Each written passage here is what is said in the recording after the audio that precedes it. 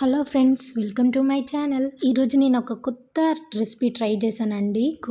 గోధుమ పిండి హల్వా అని చెప్పి సూపర్ అంటే సూపర్గా వచ్చింది టేస్ట్. సో మీకు కూడా షేర్ చేసుకుందామని వీడియో అయితే పెడుతున్నా. ఇంకా మన ఛానల్ని సబ్స్క్రైబ్ చేయని వాళ్ళు ఉంటే సబ్స్క్రైబ్ చేయండి. So let's get start our video.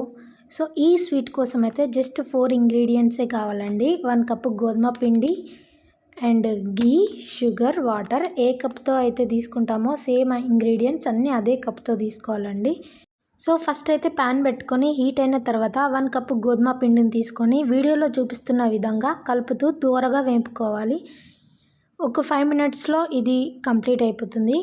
Process అంతా కూడా లో ఫ్లేమ్లోనే చేసుకోవాలండి.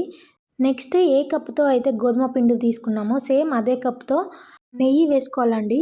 అయితే ఇక్కడ ఫస్ట్ 1/3 కప్పు మాత్రమే వేసుకోవాలి. దాని తర్వాత లాస్ట్కి మళ్ళీ మిగిలినంతా కూడా యాడ్ చేసుకోవచ్చు. సో నెక్స్ట్ ఇవి రెండు బాగా కలిసే విధంగా వీడియోలో చూపిస్తున్నట్టు కలుపుకోవాలండి. తర్వాత ఇంకో బర్నర్ పైన ఏ కప్పుతో అయితే గోధుమ పిండి తీసుకున్నామో సేమ్ అదే కప్పుతో 2 కప్పుల వాటర్ని హీట్ చేసుకోవాలి.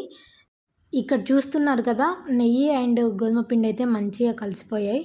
సో తర్వాత ఇందాక హీట్ చేసి పక్కన పెట్టుకున్న వాటర్ని 2 టర్మ్స్ లాగా యాడ్ చేస్తూ మంచిగా కలుపుకోవాలి.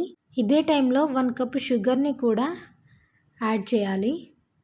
ఇంగ్రీడియంట్స్ అన్నీ కూడా మంచి కలిసేంతవరకు మంటని లో ఫ్లేమ్లో పెట్టి ఇలా కలుపుతూనే ఉండాలి. ఒక 5 మినిట్స్ కలిపిన తర్వాత వాటర్ అంతా కూడా ఇంకిపోయి స్వీట్ అనేది స్మూత్గా రెడీ అవుతుంది. సో చూస్తున్నారు కదా, స్వీట్ ఇలా ప్యాన్ నుండి సపరేట్ అయ్యేంత వరకు కూడా కలుపుతూనే ఉండాలి. సో ఇలా స్మూత్ అయిన తర్వాత ఇందాక పక్కన పెట్టుకున్న ఘీని మొత్తం యాడ్ చేసి మళ్ళీ ఒకసారి కలుపుకోవాలి. సో ఇలా చేసామంటే నెయ్యి ఫ్లేవర్తో స్వీట్ అనేది చాలా టేస్టీగా ఉంటుందండి. సో ఫైనల్గా డ్రై ఫ్రూట్స్తో గార్నిష్ చేసుకుంటే మన వేడి వేడి గోధుమ పిండి స్వీట్ హల్వా అనేది అయితే తయారైపోతుంది. చూస్తున్నారు కదా ఎంత సాఫ్ట్గా అండ్ ఎంత స్మూత్గా ఉందో. డెఫినెట్గా మీరు కూడా ట్రై చేయండి. ఈ వీడియో కనుక మీకు నచ్చినట్టయితే లైక్ చేసి షేర్ చేసి మన ఛానల్ని అయితే సబ్స్క్రైబ్ చేయండి. అలాగే నెక్స్ట్ ఐటెం ఏం చేయాలో కూడా చిన్న కామెంట్ బాక్స్లో చిన్న కమెంట్ అయితే పెట్టండి. Thank you for watching. Bye bye.